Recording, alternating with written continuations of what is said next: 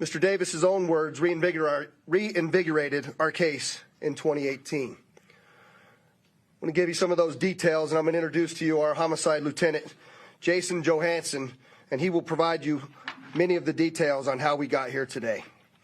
Lieutenant. Thank you, Sheriff, and thank you, everybody, for being here today.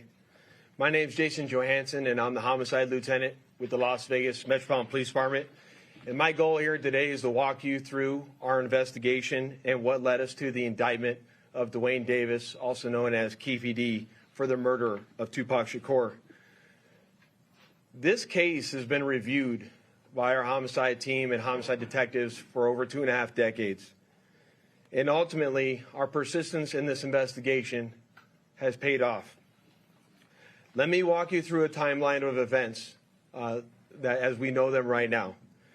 Prior to September 7th of 1996, as we all know, Tupac Shakur was an artist who was signed with Death Row Records.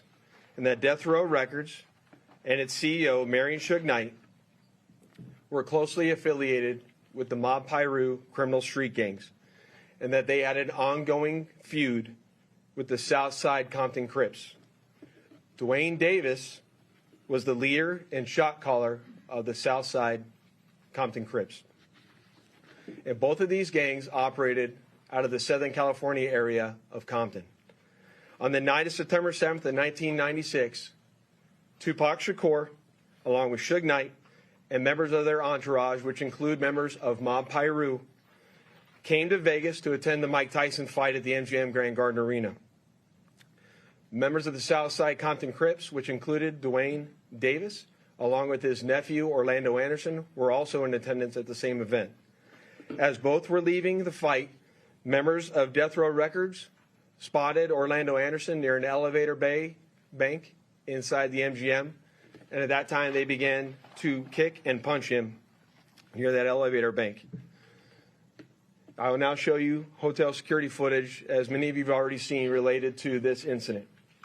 And on this incident, you will see Tupac Shakur, who's wearing a shiny satiny shirt, along with Marion Suge Knight, who's a large man in a brown suit, punching and kicking Orlando Anderson.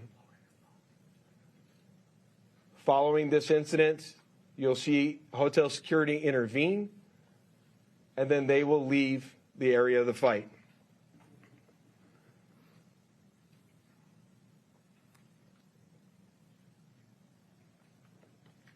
Little did anyone know that it is this incident right here that would ultimately lead to the retaliatory shooting and death of Tupac Shakur.